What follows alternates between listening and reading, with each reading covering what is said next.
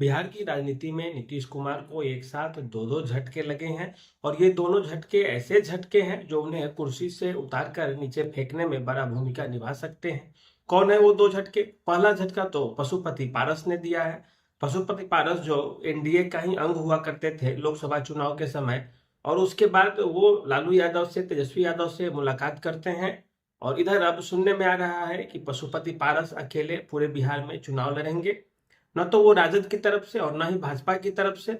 और एक तरह से वे दूसरा चिराग पासवान हो जाएंगे, और दूसरा चिराग पासवान होंगे तो नुकसान किसको होगा? तो नीतीश कुमार जो 42-43 सीटों पे सिमट गए हैं बिहार में, उसमें चिराग पासवान का बड़ा भूमिका है। और वही भूमिका इस बार पशुपति पारस न निभा दे, ये एक बड़ा संकेत मिलने लगा है। और दूसरी चीज है कि वृषण पटेल को लेकर के प्रशांत किशोर ने नीतीश कुमार को एक झटका दिया है वृषण पटेल के रूप में। वृषण पटेल जो पहले जदयू के अंग हुआ करते थे, नीतीश कुमार के करीबी हुआ करते थे। और पटेल टाइटल है तो समझ ही रहे हैं आप किस जाति से होंगे वो, और वो जाति किसकी वोट बैंक है ये भी आप समझ रहे होंगे। और वृषण पटेल को खोना जदयू के लिए एक बड़ा अभिशाप बन जाएगा, बड़े दुख की बात है, बड़े चिंता की चीज है जनता दल यूनाइटेड के लिए।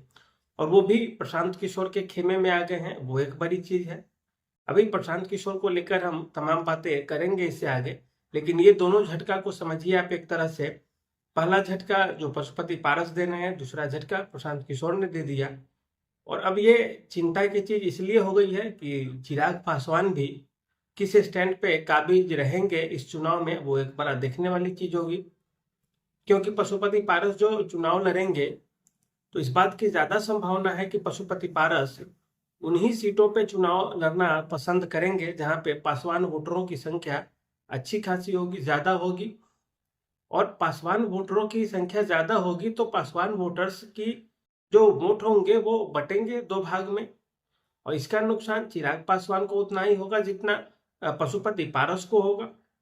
और चिराग पासवान को नुकसान होना मतलब एनडीए की संख्या में, जो सीटों की संख्या रहेगी एनडीए के पास, उसमें कमी आएगी। और इसी तरह कहा जा रहा है कि बिहार का चुनाव जो है वो तीन फ्रंट पे होगा, त्रिकोणीय होगा। पहले खेमा में तेजस्वी यादव और कांग्रेस वाले रहेंगे, दूसरे में भाजपा और जदयू वाले रहेंगे लोजपा के साथ, जीतन राम मांझी भी साथ रहेंगे। और तीसरा खेमा प्रशांत किशोर का होगा, जो दोनों पार्टियों से उबे हुए लोग होंगे जिनको टिकट नहीं मिलेगी, वो तीसरे फ्रंट की ओर होंगे। और तीसरा जो पक्ष है उसमें वृषण पटेल आ चुके हैं। और आप देखते रहिए, इस बात की ज्यादा संभावना रहेगी कि पशुपति पारस भी या तो राजद खेमे में चले जाएं चुनाव तक, या प्रशांत किशोर वाले खेमे में आ जाए, ये भी आपको देखने को मिल सकता है।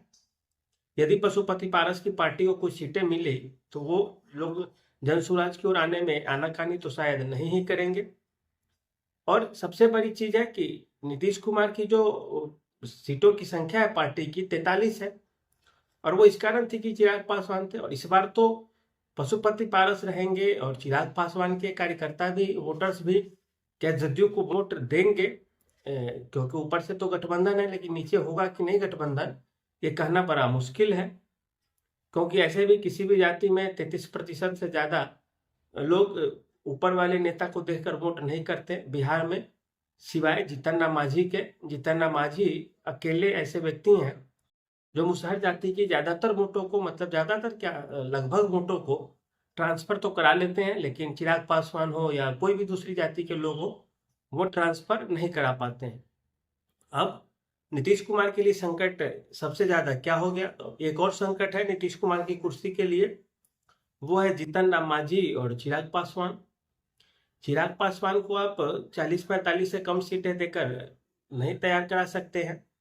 जीतन राम मांझी को भी 22-25 सीटों से ज्यादा आप दे भी नहीं सकते, और उससे कम पे वो मानने वाले भी नहीं है। जीतन राम मांझी कई मंचों से कह रहे हैं कि लोकसभा चुनाव में उनके साथ नाइंसाफी हुई थी। लोकसभा चुनाव के समय उनको सीटें उतनी संख्या में न दी गई जितना मिलना चाहिए था। चिराग पासवान इस मामले में कुछ नहीं बोल रहे हैं, क्योंकि वो पहले ही कह रहे हैं कि हमें कम से कम 40-44 सीटें चाहिए। वो झारखंड में भी मांग रहे थे, लेकिन भाजपा वालों ने नहीं दिया। लेकिन बिहार में तो बनता है भाई, क्योंकि बिहार की वो पार्टी ही है। और यदि भाजपा वाले बिहार में देते हैं उनको, तो फिर स्थिति बड़ा विकट और विकराल सी हो जाएगी।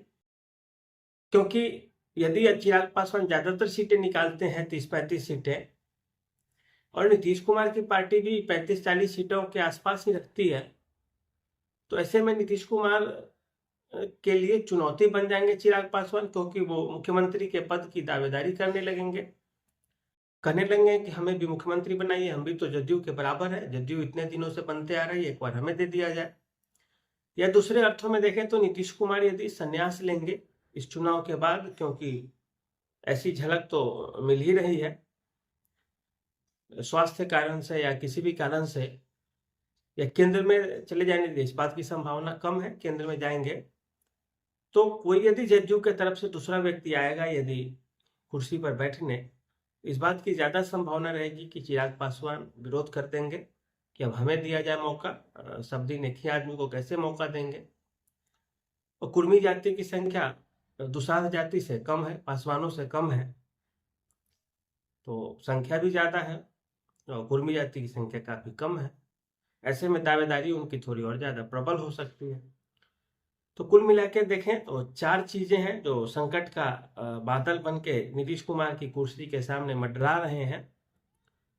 पहला तो उसमें से अभी हमने बताया, पशुपति पारस अलग चुनाव लड़ेंगे तो पासवान वोटर्स इधर उधर तितर बितर होंगे, और तितर बितर होंगे मतलब होगा चिराग पासवान की कुर्सी जो सीटों की संख्या है वो कम हो जाएगी, एनडीए गठबंधन को सीटें कम आएंगी, ऐसे में हो सकता है तेजस्वी मुख्यमंत्री बन जाए।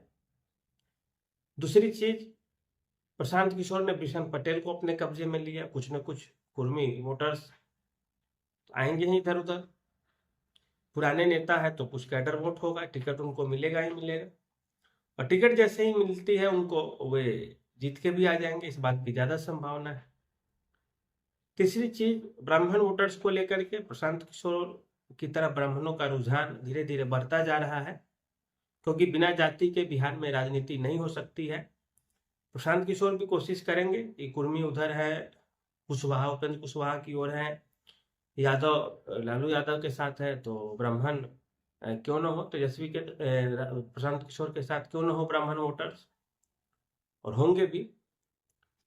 और इस तरह से ब्राह्मणों का भी यदि वोट ट्रांसफर होता है जनसुराज की ओर तो नुकसान जदयू का ही है। प्रशांत किशोर हर बार हमला करते हैं, तो अब नीतीश कुमार भाजपा पे ही हमला करने लगे हैं, वो बाकी पार्टियों पे वो थोड़ा अब कम हमला कर रहे हैं, ये भी एक बहुत बड़ी बात है। और दूसरी ओर देखा जाए तो अब हर चीज के बावजूद एक सबसे बड़ी चीज है कि बिहार में थोड़ी एंटी इनकम्बेंसी है, सत्ता विरोधी लहर है, सरकार विरोधी लहर है, शिक्षक को विरोध कर रहे हैं, बेरोजगार विरोध कर रहे हैं, नौजवान विरोध कर रहे हैं, बहुत सारी चीजों को लेकर के राजनीति जोरों पे है। हालांकि राजद कांग्रेस के बीच भी टसल है, जिसका फायदा जदयू भाजपा को मिल सकता था या मिल रहा है थोड़ा बहुत अब, लेकिन तीसरा मोर्चा खुलने से थोड़ी बेचैनी बढ़ी है सरकार की। और पशुपति पारस का जो मामला है, चिराग पासवान का जो मामला है, जीतन राम मांझी का मामला है, इन सारे मामलों को हैंडल करने की क्षमता किसी में है तो वो भाजपा वाले हैं। हालांकि जदयू के बोल और भाजपा के बोल में अब बहुत ज्यादा अंतर नहीं रहे हैं। आप लोकसभा में ललन सिंह का भाषण या राज्यसभा में संजय झा का भाषण सुनिए तो आपको लगेगा कि इनके भी बोल वही हैं जो भाजपा वालों के बोल होते हैं बहुत से मुद्दों पे, धारा 370 पे हो, सीए एनआरसी पे हो, इसके बाद अभी जो वक्फ बोर्ड बिल आया उस पे, तमाम मुद्दों पे जदयू और भाजपा की जो सुर है मिल रहा है, मिले सुर हमारा तुम्हारा वाली बात है। कुल मिला के देखें तो चुनौतियां नीतीश कुमार की सरकार के सामने पर्याप्त है, इन सब चीज का फायदा उठाने की कोशिश करेंगे प्रशांत किशोर, और वे उठा भी रहे हैं। और आने वाले समय में प्रशांत किशोर जदयू के, भाजपा के तमाम कई सारे बड़े नेताओं को अपने पाले में खींचेंगे, और वो आएंगे, आप देखते रहिएगा, और बिहार का खेल वो बदलने की कोशिश करेंगे। 2 4 5 10 अभी बड़े लीडर्स को वो बचा कर रखे हैं जो चुनाव के ठीक एन वक्त पे वो अपनी ओर मिलाएंगे। और बिहार की राजनीति चूंकि जाति पे ही चलती है तो सब जगह तो जाति ही रहती है, तो सभी नेता कोशिश करेंगे ही, लेकिन समय है जदयू भाजपा वाले भी अपना थोड़ा बोरिया बिस्तर को थोड़ा टाइट करें, जैसे कम से कम भागना न पड़े, बच जाए सरकार बिहार में। हालांकि राजद तेजस्वी के नेतृत्व में ज्यादा अच्छा प्रदर्शन करती हुई देखी जा रही है। तीसरा मोर्चा खुला है तो इसे नुकसान भाजपा जदयू को ज्यादा हो रहा है, राजद को थोड़ा कम हो रहा है। और ये भी हो सकता है कि प्रशांत किशोर की जो पार्टी है, जो अभी 25-30 सीटों तक देखी जा रही है, दिख रही है, आगे सीटों की संख्या बढ़ा ले और राष्ट्रपति शासन को बिहार मजबूर हो जाए, बिहार राष्ट्रपति शासन लगवा ले अपने यहाँ, ये भी हो सकता है। खोल कुछ भी हो सकता है, लेकिन अभी जो स्थिति है वो नीतीश कुमार पे संकट के बादल बड़े विकराल रूप से मंडरा रहे हैं और घटनाएं ऐसी ऐसी घट भी रही है, आपराधिक घटनाएं हो या प्रशासनिक व्यवस्था की कमी हो, तमाम तरह की चीज वो एक तरह से बेचैनी तो बढ़ा ही रही है सरकार की। और ये प्रशांत किशोर इस चीज को खुशी वाले अंदाज से देख रहे हैं कि उनके लिए सारी चीजें बेहतर ही हो रही है। और ये कितना ज्यादा होगा बेहतर या लाभकारी, वो तो समय बताएगा। आज के लिए इतना ही। धन्यवाद, नमस्कार।